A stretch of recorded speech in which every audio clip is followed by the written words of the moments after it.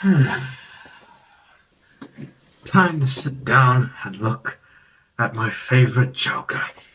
Ah, Jack, you still remain my favorite Joker that there is. What the hell are you?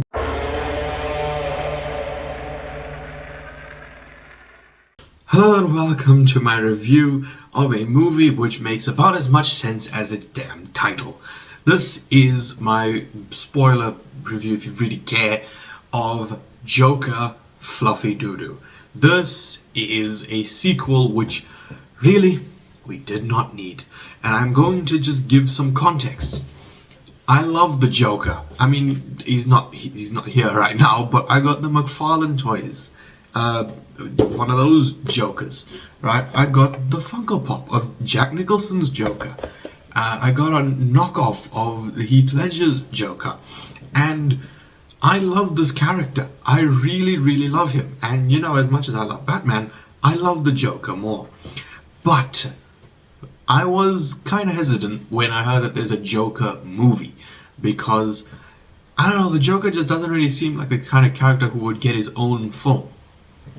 But that first Joker movie is one of my favorites of all time. I love that movie. It's one of my favorite comic book films. Undoubtedly, in my opinion, probably the best made DC movie, right? Like post The Dark Knight. I love it. I really, really do. I think the acting, the cinematography, the music, the writing, everything about it is just fantastic. It's an amazing movie if you don't look at it as comic Joker. And that is why I keep telling people, you know, when you're looking at it from, I mean, I'm not a comic fan, right? I'm not a comic person. But when you look at what the Joker's supposed to be, this kind of dark, humorous, funny yet scary clown, that is why I still believe that Jack Nicholson is the best Joker. But then you get to Joaquin Phoenix, who really was the first person to play the proper Joker after Heath Ledger, because Jared Leto, I don't know what he was doing. But Joaquin Phoenix's first Joker movie, absolutely amazing. Then this one was announced. To say I had my doubts is putting it lightly, and especially when they said that it's a musical, which, oh god. Look, I love my Disney movies. I love so many movies, you know, where, especially something like The Greatest Showman, where they use, sorry, those are two very different things. You know, the Disney movies where basically half the movie is songs, right? You think of The Lion King, you got like Circle of Life, you got, you know, I Just Can't Wait to Be King, for, shit, what's the song? Can You Feel the Love Tonight? You know, all of that. And that's because even if it's a kids movie, you still have the song being used to kind of tell the story. Then you have The Greatest Showman, which is a more, you know, real movie. It's a more real film, and the songs there are not only used to tell the story, but the songs are absolutely phenomenal. So then you get to Joker 2, and it's like, what the fuck are they doing with this? Why? I have that over there. I also have that over there. Like, oh my god, I love this guy.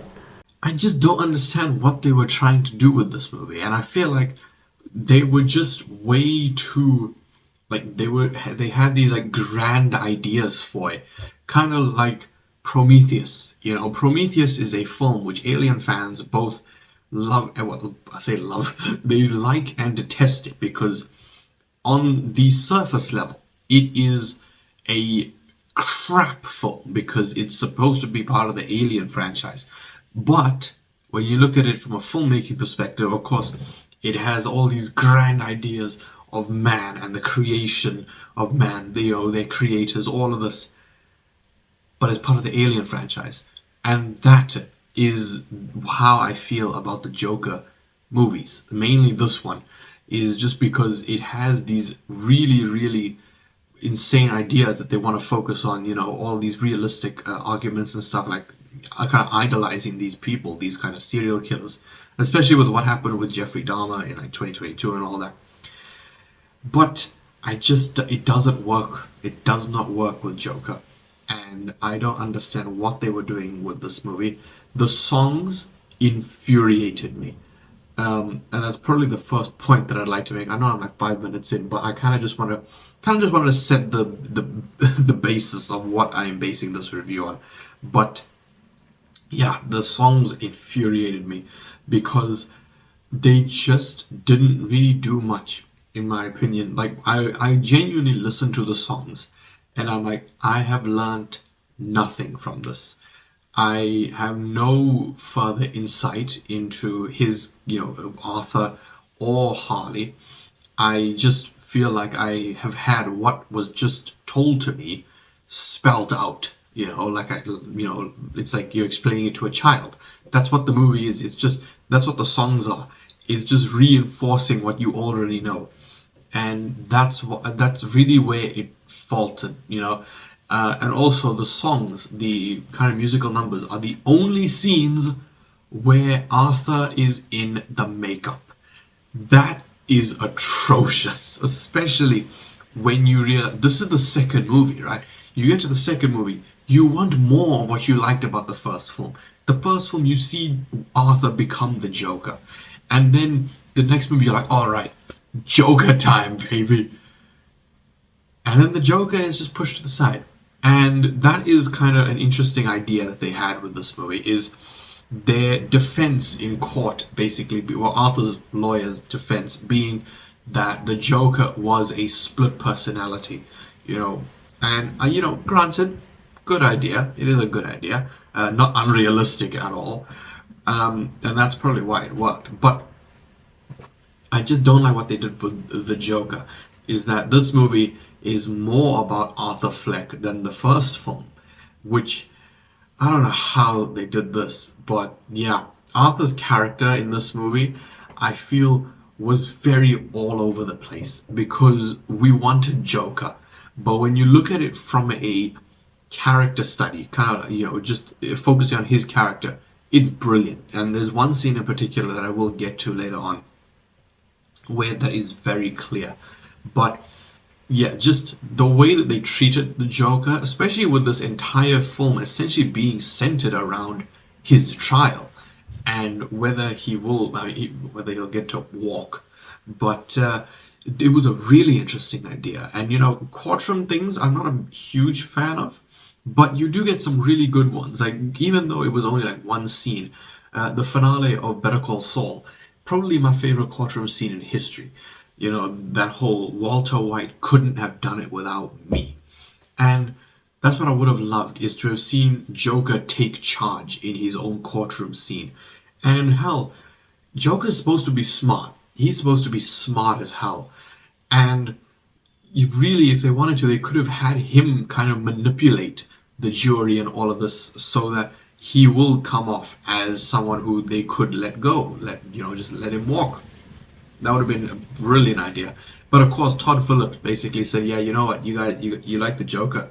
You like the Joker? Nah, fuck you, you're getting this instead. It's atrocious. It really is. But I feel like that's enough complaining about just the general film. It's time I get into some specifics here. Talking about, first of all, the new addition to this movie being Lady Gaga as Harley Quinn. She is garbage. There is no way to put it lightly, and that's not just my Margot Robbie bias coming in, but there's only one Harley Quinn in live action, and that is Margot Robbie. Also, I'm a dad now, so that's cool. She is the only Harley Quinn, and there is absolutely no one who can come close to Margot Robbie's portrayal, because much like Ledger's Joker, she vanishes in the role. You look at Margot Robbie, a normal Margot Robbie, and then you look at Harley Quinn. There's no Margot Robbie there. She may look like her, but there's nothing. And with Lady Gaga's version, she's just playing herself. She's not playing herself, but she's just playing generic character. And I think that it is terrible. And that is literally the only reason the movie's a musical. 100%. They're like, okay, we'll have maybe a song or two, Oh, what's that? You got Lady Gaga in this movie? Half the movie is songs, baby. Oh my god, I just can't believe it. And the thing is, I would I would defend it, but Lady Gaga in her songs, I'm not a really a song person. A lot of my songs are very obscure things. Like 90% of my Spotify playlist is things that I've heard in movies, or they're from movies, or based off movies. But with Lady Gaga in her songs, she sounds good. You know, there's a couple of her songs I like Applause and stuff like that. But her singing in this movie is god awful. The kind of soft songs where she's obviously it's a more intimate moment. That is just absolutely terrible. Seriously. And I don't have a singing voice, but god damn, that is god awful. It's so bad. And again, I don't like hating on it, but it's true. And I mean, I don't really want to kind of attack Joaquin Phoenix for his ability to sing because he's not a singer, he's an actor. So, you know, that's completely fine. But just the entire use of Harley Quinn in this movie, I think, is terrible. She is essentially just reduced to a super fan of the Joker, which really just kind of further enforces this idea of, you know, the Joker character, because that's what people want. That's what the people in the movie wanted, you know, like the crowds and stuff. That's what the viewers wanted. We wanted Joker. But no, we got Arthur Fleck instead. And really, what I found hilarious is when, you know, towards the end, everyone just kind of turns against Arthur. As soon as he reveals, like, this, there is no Joker, it's just me, she leaves. He gets killed in prison. And, well, I say in prison, he gets killed in Arkham. And all of this. And it just goes to shit because that's exactly how the viewers felt in that moment. But yeah, as a character, she basically admitted herself into Arkham just so she could meet Joker, which again is kind of, you know, part of this the movie commenting on people who idolize these kind of serial killers and things like that. But that is not. She just didn't do anything. And there are a few logic issues there, like how when Arthur was taken to like the kind of secret area of the asylum, she just got in and oh yeah, we don't have much time here. And by the way, there is no way she didn't bribe those guards because there is absolutely no freaking way that any guard would allow someone to go visit a patient in Arkham Asylum and have a makeup tin with them. That is absolute bullshit. And that is where I thought that they were going to do like the whole, oh, it's an illusion all in your head, haha, thing with Arthur again, kind of like Sophie with the first film, which that was way, way better than this whole story with Harley Quinn. And you know, calling her Harley Quinn is just a bit generous because she is just referred to as Lee in the movie. 90% of the time she's just Lee. I think the only time they call her Harley Quinzel is when the like psychiatrist dude is kind of interviewing Arthur, and he gives him the newspaper and he shows him like the front page, you know, and he's like Harley Quinzel. And it's just like, why couldn't you do that properly? Why can't you have a real Harley Quinn? And you know, while I appreciate they gave her the kind of the classic Harley Quinn, like black and red, my favorite color combination, and I think it looks really good for Harley Quinn. The way that it was executed in this movie is just terrible. It looks so bad. I don't know where their brains were when they were thinking of casting Lady Gaga as Harley Quinn. But anyway, moving on. Let me get to my positives of the movie, of which there are two, literally only two. Number one is the movie itself is beautifully made. Beautifully made.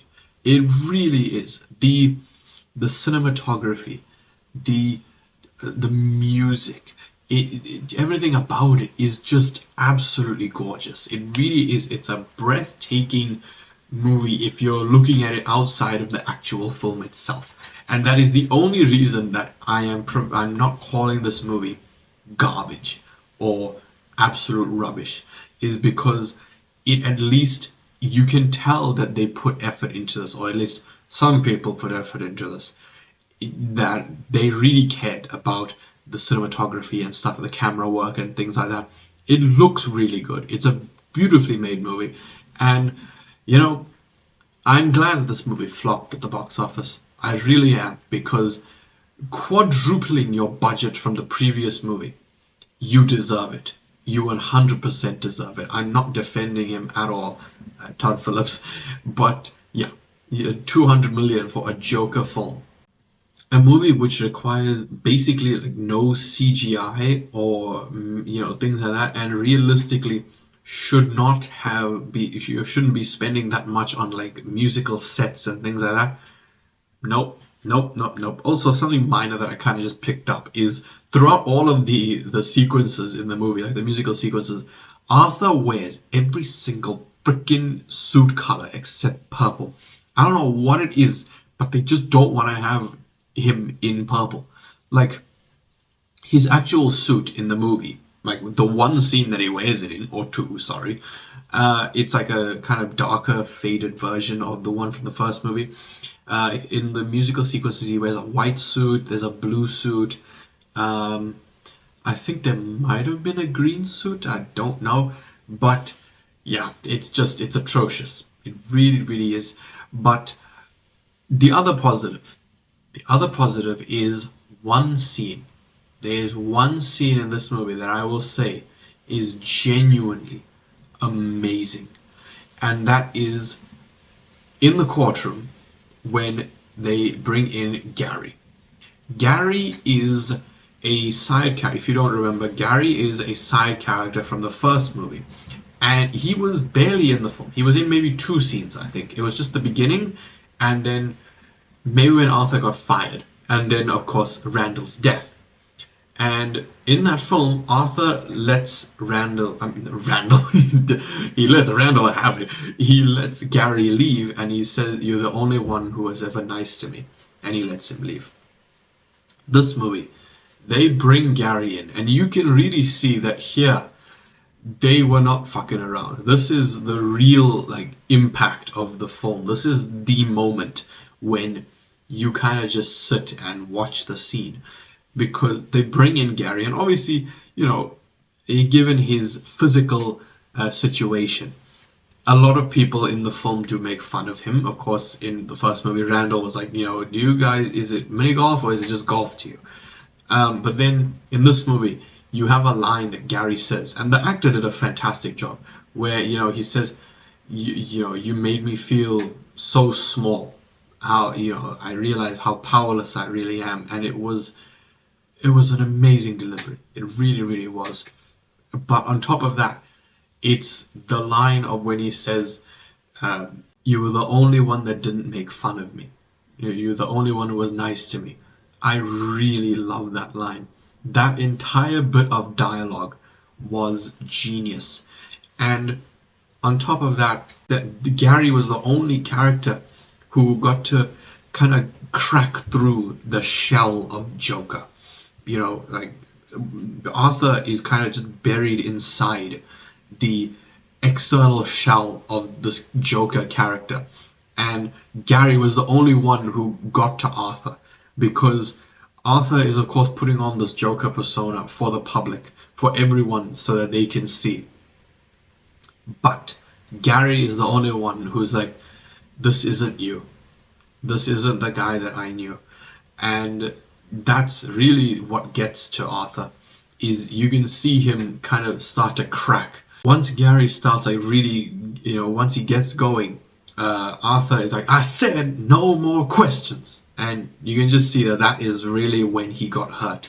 Because when Gary was talking to him, you could see that is when Arthur started to realize the kind of pain that he has caused, the reality of the situation. That Gary couldn't go to work, he was scared, and all of that. I really, really love that scene. And that is the only scene of the movie which I can say is genuinely fantastic. That is something straight out of the first film. The only thing I didn't understand was why Arthur was talking in that voice. I think that's, there's several reasons as to why you could kind of chalk that up. But my kind of headcanon is that he was acting like that to avoid the reality of what's really going on. Because Gary was the only person who was ever nice to Arthur, and he's kind of the only one that he ever really cared for. So, well, I mean, excluding his mother, of course. But I really did like that he put on the accent and all of that, all these funny voices, just to hide his pain. What he's doing to Gary. I really did like that. In retrospect, but apart from that, the entire courtroom thing is just completely pointless. There's no point in it. They bring back Sophie. So for anyone who thought that she maybe got killed in the first movie, because that was kind of left up to interpretation. For anyone who thought that she, got killed, nope, she is here. And I kind of like that, even though it doesn't really make much sense, because as she said in the movie, she only met him like in the lift a couple times. Apart from that, fuck all happened between those two. And then they kind of just shoved in the his mum told me about him, yeah. And that's when they kind of throw in that entire kind of twist that Penny kind of just made up the story to try and make Arthur forget about all of the A-ing that he has suffered. And the story of, oh yeah, you were put in this world to make people laugh, oh, you were put in to make people smile. There's a bunch of bullshit. And the way that the movie plays that out, I thought was actually pretty good. I quite like that because it made you hate the mother even more. And when you watch the movie, the first Joker movie, you're like, I don't justify patricide, but in this instance, I can understand Arthur. It 100% makes sense. I mean, he was tied to a radiator, for God's sake. Like, come on. But yeah, everything. Also, the kind of when I was watching the movie, the copy that I was watching, it glitched twice in the movie, so I missed about probably a minute or so of the film. Unfortunately, it wasn't any of the musical numbers. Trust it to happen in the fucking courtroom where actual dialogue is happening. One time was when he was talking to Gary, and that's where I missed the whole him talking about the prison guards. That's why I thought, I mean, obviously I knew that Arthur was going to be graped by the prison guards because I heard that online a lot. But it kind of just came out of nowhere for me in the movie until I watched I watched a movie reaction and someone was reacting to the movie, and then I was like, that's what I missed, is him like insulting the prison guards. I forgot what else I missed, but it's fine. It was clearly nothing important. But yeah, the entire courtroom thing just kind of amounts to nothing because he then goes, there is no Joker. It's just me. And that infuriates the audience. And then he goes, but then he is kind of quote unquote saved by a mysterious car bomb outside the court. And this is where we get a hint to something which we are never going to see again because given how the movie ends, we're never coming back to this universe. Early in the movie, when you're kind of doing an interview talking about Arthur, we see the character of Harvey Dent. And Harvey, he kind of he's just a regular dude. And to be honest with you, I forgot what he looked like after that first scene. So then throughout the entire movie, until the end, when the judge did call in Mr. Dent, I was like, oh shit, that's Harvey. I thought he was just a random lawyer dude. But yeah, that was absolutely atrocious, the use of Harvey Dent's character. But in that scene where the bomb goes off, you see Harvey kind of sitting down, and he has a couple burn marks on the one half of his face, which really, that is just kind of like a little, like a nod to the audience. That's not that's how he became Two-Face. That's not what that is. That's just a Yeah. You see what we're doing there? You see, yeah. That's all that is. And by the way, the CGI of the bomb going off. Oh no! That was terrible. But then you have the scene of Arthur kind of stumbling around, and I enjoy the one shot. I'm pretty sure it was a one shot, but then he gets picked up by these guys, and then he runs away. He goes to the staircase. He goes to the staircase where Lee just flat out tells him, "Now, I was in love with the fantasy you. This, fuck off." And but the whole pregnant thing, I don't understand what the hell happened there. Was she pregnant? Was she not? I don't get it. And then we get to the ending. So obviously at this point, Arthur has kind of made it public that there is no Joker. It's just him. It's just Arthur. And I know I've said that several times throughout the video, but yeah. And that's when he gets back to prison, and his life is not the same. And then he gets a visitor.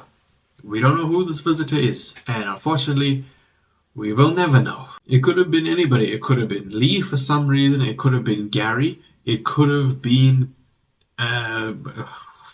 who else could have been? Like anybody really. Or it could have been Jackie just lying to him. Then Arthur walks into the hallway, and this is something I did have spoiled, is that Arthur did die. And he walks into the hallway, and this inmate who we saw like maybe once, just kind of in the background or kind of being just mysterious throughout the movie. I looked at him and I was like, I haven't seen Gotham, but he looked kind of like the actor who plays that kind of Joker, because I know he's not Joker. I think his name is like Jerome or something. But he looks kind of like that. I know it's not the same actor, but yeah, I'm looking at him and like he looks kind of like him. Then he comes up to Arthur and he's like, "You want to hear a joke? So psychopath and a clown, whatever, bar, yada yada yada. You get what you fucking deserve." And then he stabs him like a dozen times probably in the stomach. And given how skinny Joaquin Phoenix is, you could literally stab him once and he would just pop. And then as he's falling, this man is laughing maniacally. And the camera is zooming in on Arthur. And I think that this was a terrible decision, directing wise, writing wise. This was a god awful decision. Not only to kill Arthur, but as the camera is zooming in on Arthur, this is supposed to be a big moment because he's the protagonist we've been following. As the camera zooms in on Arthur, in the background, blurred, you can see this inmate who is still laughing take the knife and carve a fucking smile into his face. Oh my god. I don't think I can tell you how infuriated I was at that moment, because I thought that it was meant to be Heath Ledger's Joker. Because remember, right, I'm watching this, when people watch movies, they don't immediately click, oh shit, yeah, in 1970, in that movie, at 1.5 hours into the film, 21 seconds, you see this in the top right corner. No, you don't think of all of that. You just go with the flow. So while I was watching that movie in real time and I saw that scene, I was like, what the fuck are you doing? Oh my god. Not only did you kill Arthur, not only did you make it that he's not the real Joker, but you also saying that is supposed to be the Dark Knight's Joker. What the fuck? But of course, looking at it now, just using my brain a little bit, yes, it malfunctions, sometimes. This movie apparently takes place in like the 80s, and by the time The Dark Knight takes place, Joker would probably be like maybe 50 or something like that. But really, the only thing that you have to look at between the two universes and how you know they're not the same, Providence's face is also a little bit burned. So even in The Dark Knight, you would have seen a few burn marks. But really, the one thing you have to look at, you just need to use your brain a little bit, is that Thomas Wayne died in a very different way and context to how it happened in Batman Begins. So thank God they are not connected. But I know that with the first movie, they were going to have Arthur take a knife and carve the smile into his face. But Christopher Nolan said no, and because he has a brain. And then now that he's left Warner Brothers, Todd Phillips said, "Yeah, you know what, Nolan, we're doing it, baby." And it wasn't even for Arthur. So yeah, this is just insulting. It really, really is, because the scarred smile, I think everyone agrees, it belongs to Heath Ledger. It does. And regardless of whether you think he's the best Joker, because I know people love him, people love Mark Hamill, people like myself love Jack Nicholson, that version of the Joker is his. He is the one who owns that. Every little quip about the, well, not every little characteristic about that character, it is Heath Ledger's. And you could say I'm overreacting, yes, but that I think was a terrible decision. I hate that. I really, really do. And the thing is that making this Joker, well, sorry, Arthur, making Arthur a fake Joker was a terrible decision, because I heard, many people say that if you love the first Joker movie, don't even watch this one because it kind of ruins the first one for you. And I will be the judge of that, because there's plenty of movies that have come out that kind of ruin the previous films. Look at look at any of the freaking Saw movies after like Saw 4. They all go, "Oh yeah, but in the past, this is what happened," So yeah, that happened. This year we got two really shitty sequels. We got Descendants: The Rise of Red and Kung Fu Panda 4. Both movies which I kind of just separate into their own little timelines. And then you have this. And I will have to rewatch the first Joker to see if I can really just, find the distinction between that and this movie. So yeah, I'll see whether I can watch that first film without thinking, "Oh, this isn't the real Joker." But yeah, I just don't understand why they did this, because they really were going, "Oh yeah, but the Joker isn't a person, it's an idea," and this never works. This never works, because obviously I'm a horror fan. I love horror movies and all these slasher icons. You have you got the classics, of course. You got Freddy, you got Michael, you got Jason, you got Leatherface, Norman Bates, Chucky.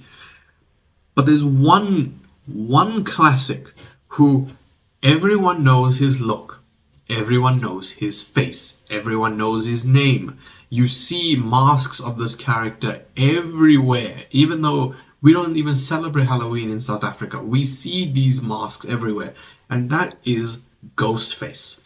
Everyone knows Ghostface. But when it comes to ranking the horror villains, and I've done this on the channel, Ghostface is never at the top. He's never at the top because, unlike Freddy, Michael, Jason, all of them, he's not a character. Ghostface is an idea. So you can have multiple people, multiple different people be Ghostface. Ghostface is an idea which many people take and use as an excuse to kill people. But yeah, that's the reason it just doesn't work. Is you got times where Ghostface, like the first Scream, right? Billy and Stu, fantastic. Scream 2, pretty good. But then you get movies like Scream 6 and arguably Scream 5 as well. Even though I like those two movies, the Ghostfaces are absolute garbage. And that is what I kind of thought about when I watched this ending, is making Joker just an idea and instead of a real character is a terrible decision. So I know that I have rambled on about this for a long time, and I appreciate it for you sticking around, but this movie, it just wasn't it. I don't know what they were thinking when they made this movie. I don't know why they made this movie. Well, actually, I do know, because the first one made over $1 billion. But yeah, it's oh my god. And the thing is, I have a ranking of all of the movies that I watched this year, which is going to be a massive video at the end of the year. Please stick around for that because I'm really excited to do that. And all the movies I've watched this year, there's 82 of them. Joker Folie is in 69th place, which, speaking of which, again, grape scene made no sense. And I will say that the only reason that it is so high is because it is a well-made movie. The movie itself is terrible, but the fact that it's well-made elevates it above the other, like, 13. So, yeah, I mean, when you watch the final video, it could be low on the list, it could be higher, I don't know. But, yeah, my overall thoughts on this movie is unnecessary sequel, bad script, bad idea, bad ending, just bad everything, really. I don't know what they were thinking with this movie. I don't know why Joaquin Phoenix even did this, because to my knowledge, the man never does sequels. You know, he's like Jim Carrey. So, I don't know why he did this, but yeah, overall, this movie is a complete disappointment, and really it just joins the plethora of films from 2024 which have left me disappointed and or pissed. Really, apart from Deadpool and Wolverine and Transformers 1, nothing from this year has lived up to my expectations or even made me feel any sort of joy. Actually, no, Abigail was pretty good. So, yeah, overall, this movie is disgraceful to the character of Joker. I hate what they did, and really, just don't watch it. I cannot recommend this movie. I'm really, really sorry. It's boring, and really, calling it boring is insane because, you know, watching the first Joker through the eyes of someone who has grown up in this age of superhero movies, mainly Marvel movies, where you have so much happening at once, I can easily see anyone calling that first Joker movie boring. But it isn't. It's a well-written film. This is garbage. I'm sorry. Like the script is garbage. So yeah, I'm sorry, but that is my entire spoiler review of Joker Fluffy Doodoo. Please let me know your thoughts on this thing in the comments down below. And were you as annoyed with this movie as most people were? Because I will admit that people kind of overreacted about it, even though I just, you know, I went on a rant about it for like half an hour, and, you know, calling it a disgrace and all of that. I feel like people were overreacting about it, like it being like the lowest rated comic book movie of all time. It being below Madam Web is mind-boggling to me. But yeah, this movie, no, this just isn't it. I'm sorry. But yeah, that is pretty much everything. So if you did enjoy this video, then please leave a like, subscribe, and good.